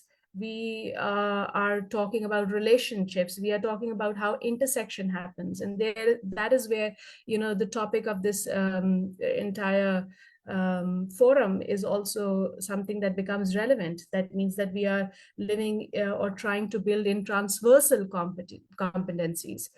By the word transversal, of course, we mean that it's a kind of a geometrical line that passes through two different lines, and it's a kind of a cutting of systems that you already know, that are already established. And when you are actually becoming a person who's transversal, you are actually intersecting not only cognitively but with your behavior, with your emotions. You are kind of developing relationships, you are developing new scenarios. And that is what a global citizen is, that you are expanding your identity. You are expanding the identity not only of yourself but also for the people who are around you. And then that kind of a culture is something that is established, and then people follow you and you become an example for the world, like Martin Luther King, or Mother Teresa, or Malala Yousafzai, and you have so many others who have become transversal in that context, that they have built an identity which people would like to follow as well, and then change our little globe. Okay, so as far as the global citizenship education is concerned, global citizens or modern global citizens have, of course, ethical, moral, political, and economic responsibilities. The focus, of course, is on responsibilities, that you don't think as an individual, you think as you are responsible for this world. When you pick up that responsibility, of course, you also have a desire to contribute to that community. And for us, global citizens, our community is not our local, regional, or family members. Our community is the world. We are all a part of this big world, or I would rather say a global village. And in a way, we are somehow contributing positively to improve the lives of the others. So a global citizen who has received the global citizenship education is an individual who is working to improve the lives of others. Not only the others, but also, of course, yourself, because you are the one with where it all starts from. Okay, so in this particular scenario, the first thing that becomes relevant is that global citizenship or global citizens work towards a peaceful world.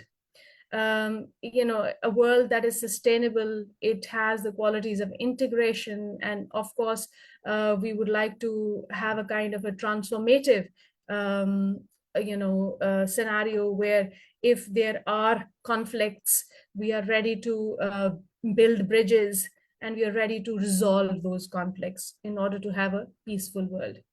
Once that we have peace, we work towards development. And this kind of development is, of course, related to our environment, our economics, and our social, cultural, spaces.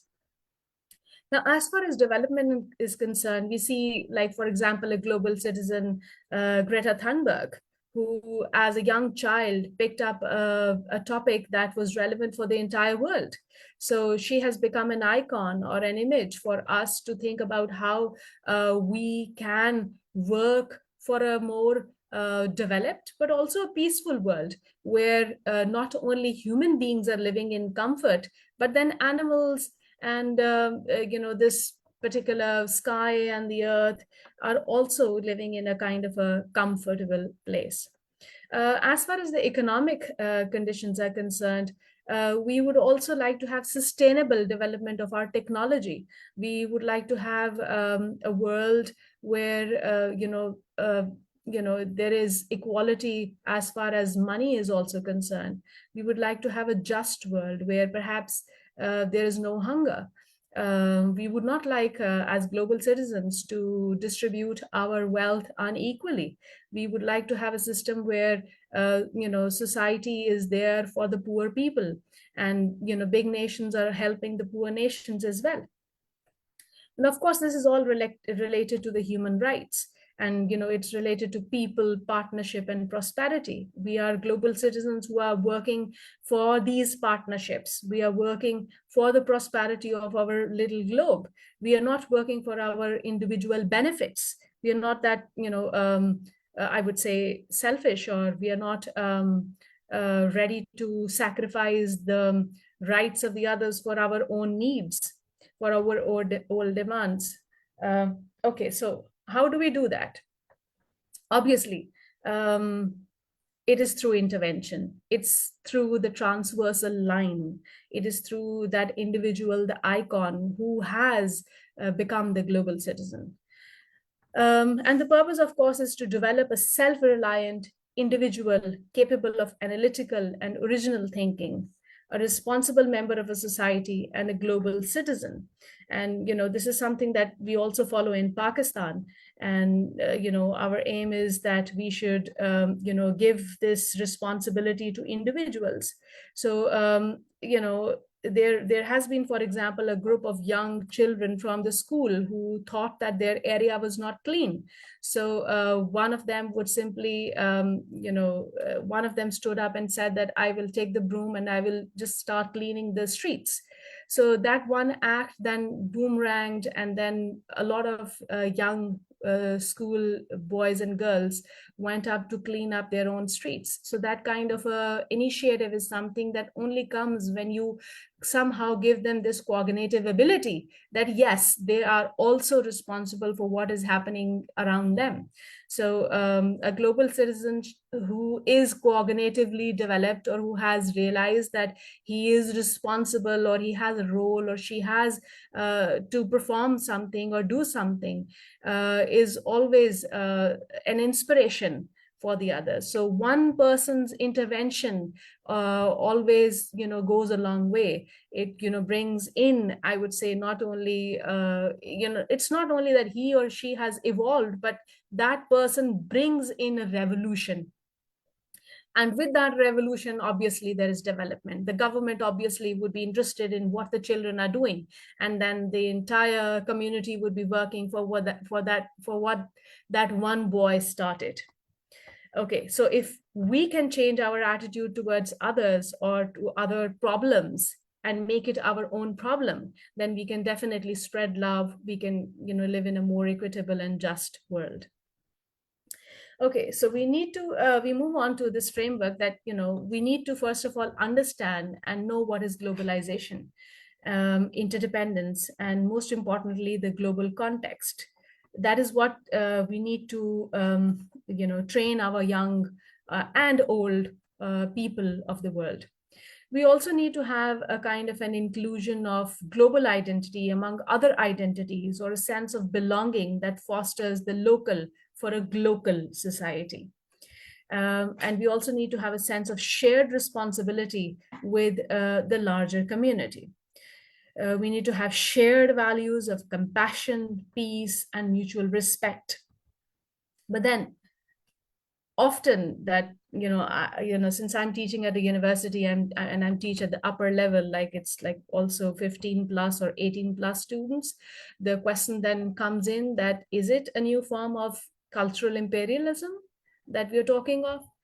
The West has given us these things, and we've, coming from the third world country, are adapting to these Western beliefs and systems. Are we also kind of reproduce the existing power balance? Or is there some kind of a danger of civilizing mission coming up with this concept of global citizenship? So that's the problem, and we need to think about this. And my answer to them mostly is that global citizenship education aims to empower learners to actively face and resolve global challenges. It's not that you are, taking up a Western agenda and you are trying to, fit yourself into it. No, it's that you as an individual are ready to face the global challenge and then contribute somehow, in making a peaceful, tolerant, inclusive world. So global citizenship is a kind of a sense of belonging to a broad community and common, humanity. It emphasizes political, economic, social, and cultural interdependency. And this is what we explain to our students, that we are not bowing down towards anybody. It's just that we are interdependent, we are interconnected. We have to connect the local with the national and the global. So GSET is something that aims to influence learners to develop this sense and play active roles through three core conceptual missions, that is the cognitive, socio-emotional, and the behavior. We are not individuals who are obviously taking up Greta Thunberg's project. It's our own project. We need to address the local problem. For example, in Pakistan, we have a problem of smog. And so we need to, address that problem. So it's not that, we are taking up somebody's agenda, but it's our agenda. So, who is a part of this community? And, that extends beyond nation states and political affiliations. And it's something that is much larger. If we don't address these issues, then we are not becoming a part of the bridge. The world cannot cross that problem because there will be no bridge. One, loose end or one space which is not filled up is something that is not going to help this world. It's not about nations, and it's not about countries. It's not about where we belong to. It's just that we all live together and we are all one community now. So there's this concept given by this philosopher Deleuze of how we are not individuals who already are, but we learn, and we have to learn to become something. And that becoming is something that will bring us into a more better place. So what do we need to become? As a global citizen, we need to be more empathetic, and we need to cultivate knowledge about the others. We need to know who they are. It's only when we know them that we will have some kind of empathy for them. You can't have or know an individual, you can't be passionate and you can't be tolerant about somebody if you don't know that somebody. So you need to somehow know, you need to share, you need to care. And then, if you are empathetic, you become empathetic not only to those individuals, but you also become empathetic towards those spaces. You acknowledge the fact that this particular citizen of the globe is not very different from who you are. And once you recognize those similarities, once you recognize that their problem is our problem and our problem is their problem, is that moment, that zone where you actually become empathetic. So empathy is not something that can start or emerge from you. It has to be built. You have to become empathetic. It's not that one day you will wake up and you will be empathetic. You'll have to cultivate that knowledge. You'll have to accept who they are, and only then you will be tolerant towards them also, or empathetic towards them. We also need to become critical thinkers. We need to be advocating human rights. We need to be advocating all the SDGs, the Sustainable Development Goals. We need to understand that we don't own the world. We are not single individuals living in this big universe. We cannot survive on our own selves. We need to critically examine our own space. We need to understand that without a farmer we can't have food. Without an industrialist we can't have clothes. Without people talking about justice, we can't have equality. So all things have to be thought of. So we need to accept the fact that we are critical thinkers. If we are thinking about one particular issue only in a parallel space, then we will never be able to understand what the role of that transversal line is in our lives. Okay, so the next thing that we need to become is that we are conflict resolvers. We need to respect. We need to think about peace, prosperity, and progress. We need to accept the fact that if, for example, in our world we have some conflict going on within countries or within regions, then that particular conflict will also travel to us. Like if there is a war in a country that produces more of the agricultural products, then our own agricultural products in our country will be more expensive. So one particular conflict in one region will somehow have a ripple effect in our lives as well. So we need to, as global citizens, resolve as many conflicts, if we see them, as it is possible. We also need to become interconnected, intercultural, interrelated, and we need to, somehow accept that these connections or these bridges are through, what we need to, go on and live our lives, in different spaces now. If we are not interconnected, if you can't cross the seas, if you can't cross regions, if there are borders everywhere, and we can't share our produce with others, so we will not be able to help those who are in hunger, maybe those who are facing gender inequality.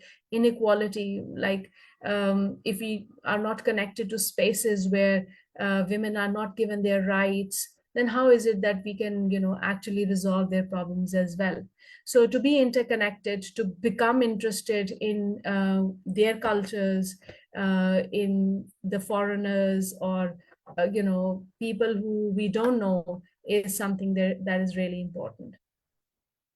Lastly, we need to become active, and I think that's the most important thing for a global citizen. In our world, we see people who are blind. We see people who are not ready to act, to transform. We see people who see levels of poverty. We see people gender equality, envision it, but they are not active. They just close their eyes, close their ears, and they say that we can't do anything. But then as global citizens, we need to act to transform. And we do have many examples coming up from our young GSET learners, practitioners who are in their communities acting and transforming their scenarios. We have many such examples, and I'm happy that UNESCO is, or UPSEU is really helping these projects of individuals to change, or transform their communities. Okay, so how do we get there? How do we become global citizens? Obviously, it is through, first of all, the formal education that we receive through our curriculum, through our classrooms, through cultures, through cultural exchange programs, and of course, we are kind of building up this citizen competencies.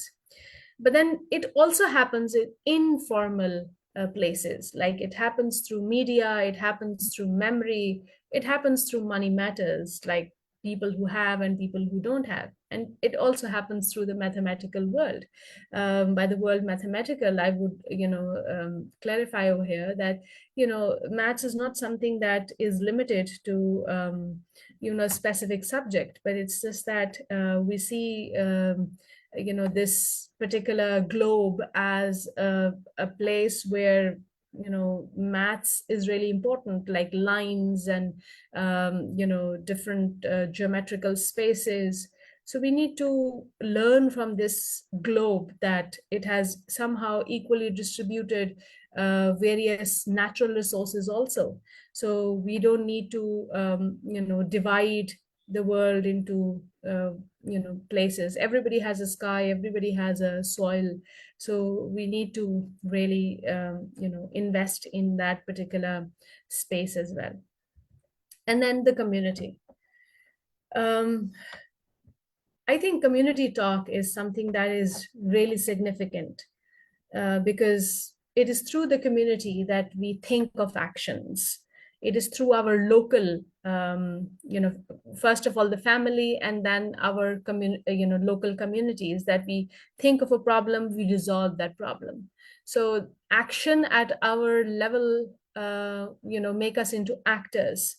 And obviously, all actors have an aim, they have a script, they have an ambition, and that particular ambition is something that if can resolve a local problem, you can obviously go on and think of parts of the world where the similar problem has happened, and you can offer your services, and you can offer your principles, and you can offer your strategies to those individuals also. That, for example, in my community, there was a problem of smog, for example, and I would like to share how we were able to overcome this problem, and these actors then can become global actors. So community talks, sitting together, like in Pakistan, we also have this concept of a panchayat, all people sitting together and then resolving conflicts or taking actions or discussing what has happened in the community. And that kind of a, local, I think, conference talk is something that, is able to build actors in our community who are ready to look into issues and then resolve those issues as well.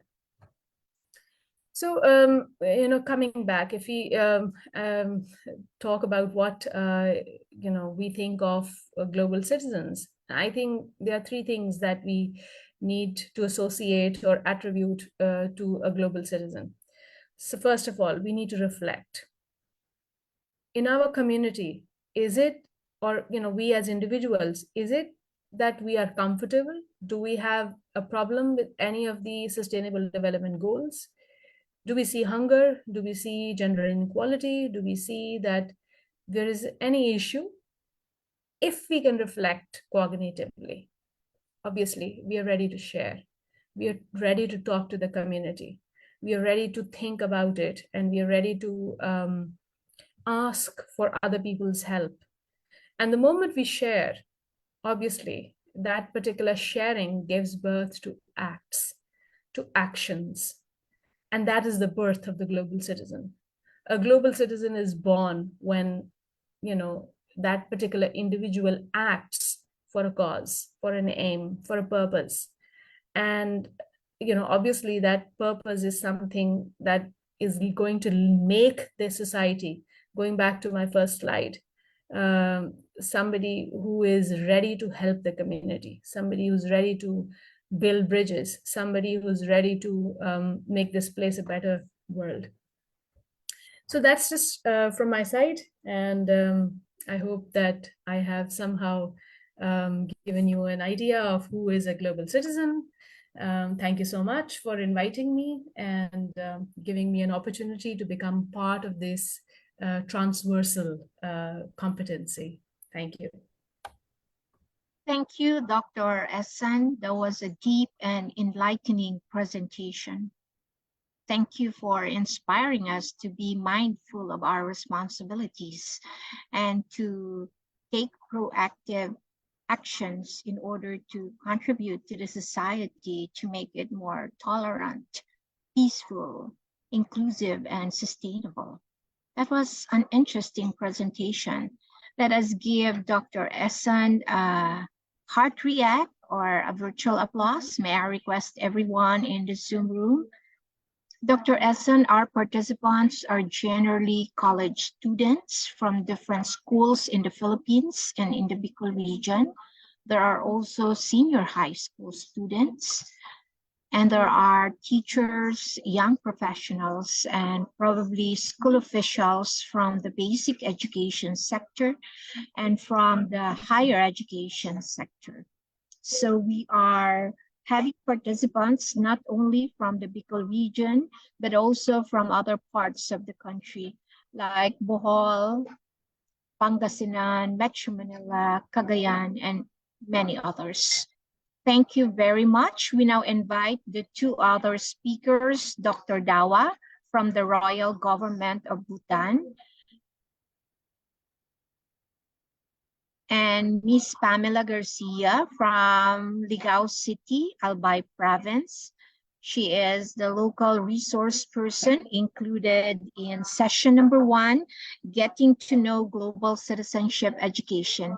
I'd like to start the open forum with a question for Dr. Dawa. Dr. Dawa, thank you for sharing with the Bicolanos and the Filipinos your culture. And thank you for talking about GSED in the context of gross national happiness. There are so many interesting facts and concepts in your principle, but I noted that you have a lot of projects for the youth. Can you talk in detail some of these projects that will benefit the youth?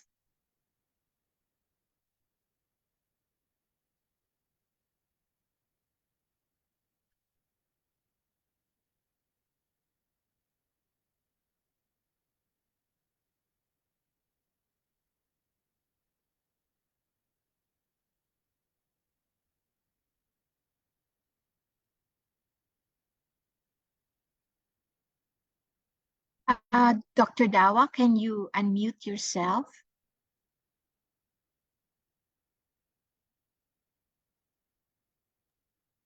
Okay, thank you. One of the most interesting program is the school scouts program, which is rolled out in almost all the schools, including the higher secondary schools and then colleges. So through Youth Scout, it's a mass participation base. We teach those values, ethics, and other behavioral skills, transversal skills in application. So it's basically experiential based learning of those values, universal values, Buddhist culture values that would support GSET program in our country. Then other practical experience, letting them know the local context is the students' participation in the community activities. There are several school community-based programs where students get chance to go to the field and then understand and participate in the practical sessions that are in the society. For example, they would visit different fields, agriculture field, families, and to understand better. So through these activities, they are trying to cultivate empathy, compassion, after knowing the practical realities that we are facing on daily basis. Other program is on the environmental clubs. And every school would have different clubs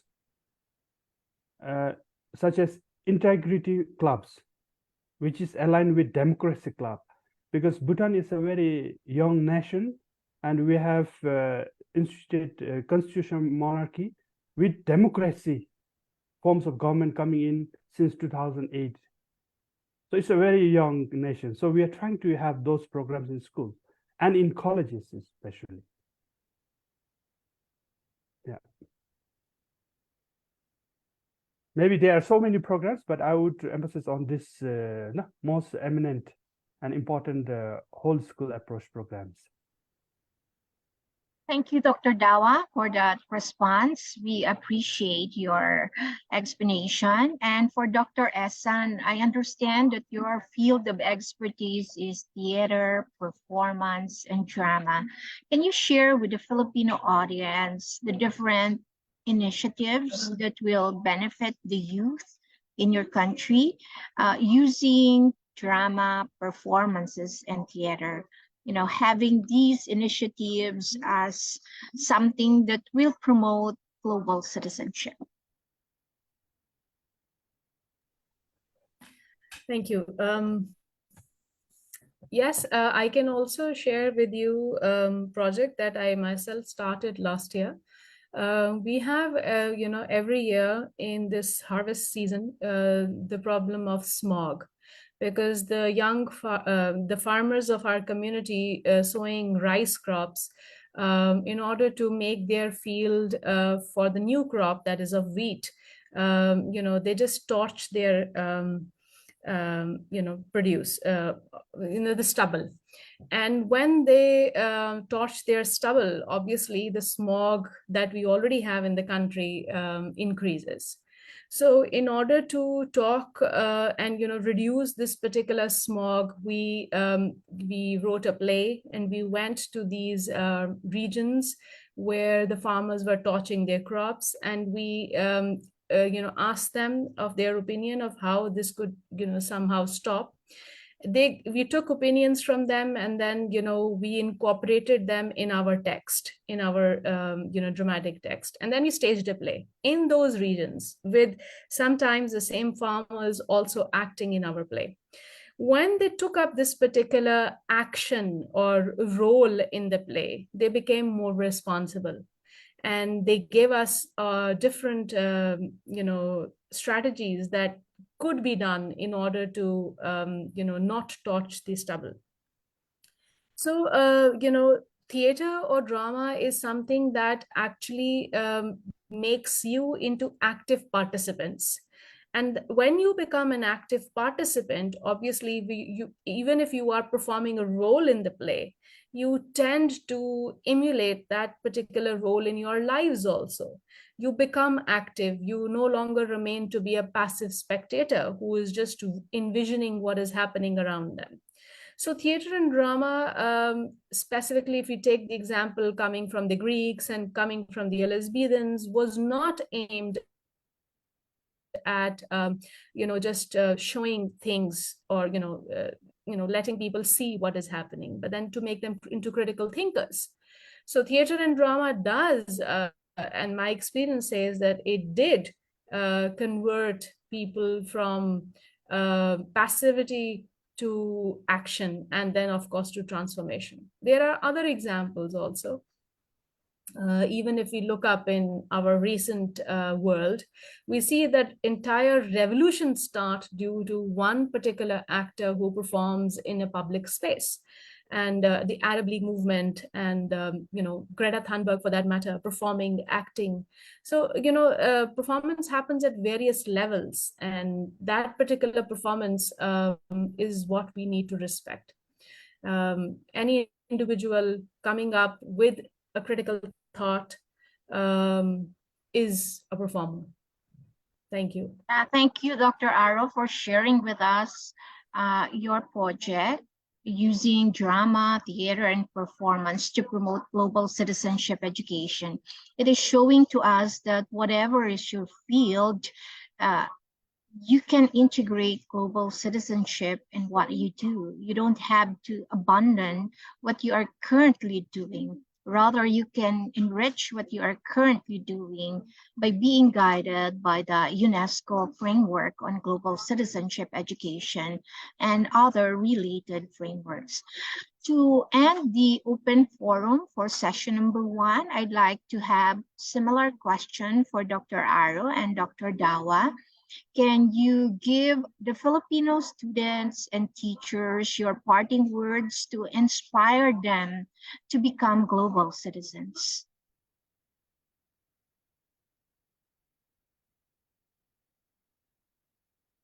Dr. Dawa, please unmute. First of all, we'll have to believe in our youth, and youth should believe in themselves that they can make a difference in changing the world scenario. And it's our youth, in fact, in the hands of our youth, as where and whatever future we will be building. And we as adults can be their moral support, can share our wisdom that we have lived through, and assist them throughout their endeavor in achieving individual peace, family peace, national peace, and ultimately the global peace. And global is the theme. Thank you. Thank you, Dr. Dawa. That was inspiring. May we now hear from Dr. Aro? Thank you. I would like to pick up the same as Dr. Dawa, the concept of global. For me, what is important is that we should not look for issues that are outside our scope. We need to address those issues that are important to us, maybe as individuals or as families or as communities. It is only then that we make that local issue into a global issue. Just talking about things that are not within our reach, or things about where we cannot help, or we cannot become actors, or we cannot somehow change or become the transversal line, is an impossibility. So we need to start from ourselves, from our locality, from our region, from our community, and then cause a ripple effect and bring it to the world. So my advice to you would be, start with the self, start with who you are, and start with your own problems, and make it into a local issue. Thank you. Wonderful, wonderful. That ends our open forum for session number 1, Getting to Know Global Citizenship Education.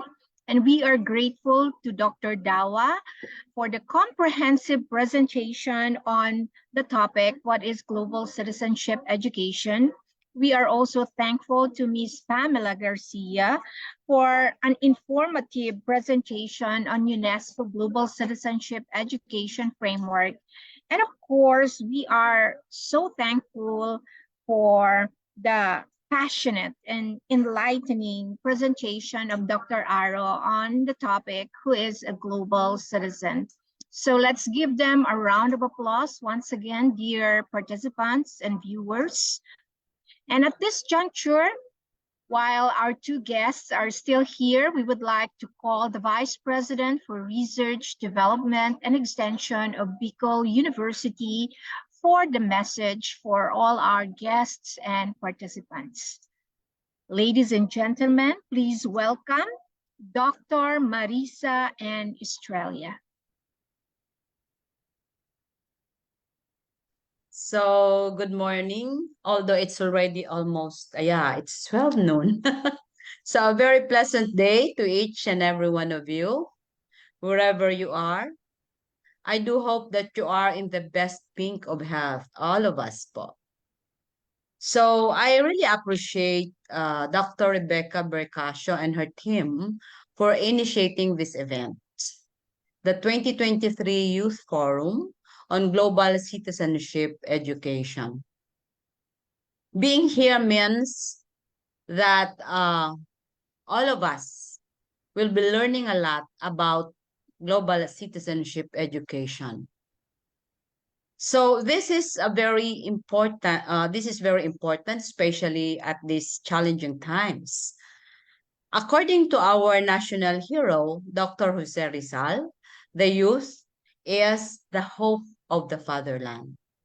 Thus, every youth should learn more about GSED and how each one can become a better global citizen.